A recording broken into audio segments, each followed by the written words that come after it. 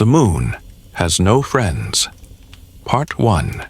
Chapter 1.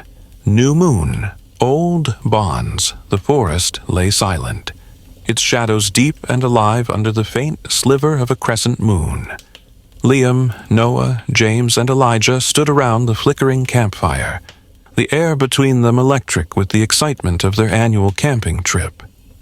They had known each other since childhood, bound by years of mischief, laughter, and secrets. This trip was supposed to be like all the others, but the forest seemed different this time. The silence was too complete, the dark too suffocating. Liam poked at the fire with a stick, his usually carefree face shadowed by the flames. "It's just a couple of nights, guys. We've done this a million times before." "Sure," James replied, his voice tinged with unease. "But something feels off, doesn't it? Like we're not alone." Noah chuckled, trying to lighten the mood. "Paranoid much? Maybe the squirrels are plotting against you." Elijah didn't laugh. He'd been quiet all evening, his eyes scanning the tree line as if he expected something to emerge from the darkness.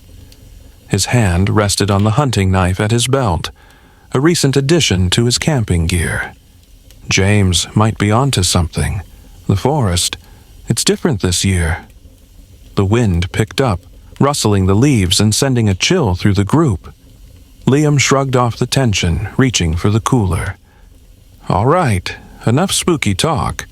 Let's get into the drinks and stories before we scare ourselves silly." As the night wore on, the unease among them seemed to fade.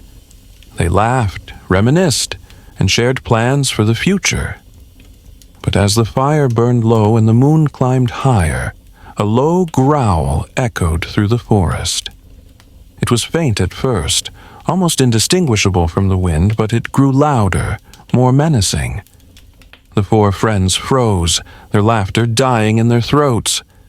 "What was that?" Elijah asked, his voice barely above a whisper.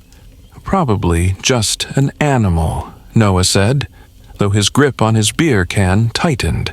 Nothing to worry about. The growl came again, closer this time.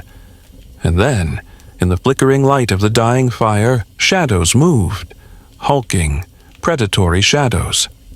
The friends barely had time to react before chaos erupted. A monstrous creature lunged into the clearing, its eyes glowing like embers and its teeth glinting in the moonlight. Liam grabbed a burning log from the fire and swung it wildly, the flames illuminating the beast's grotesque form. "Run!" he shouted.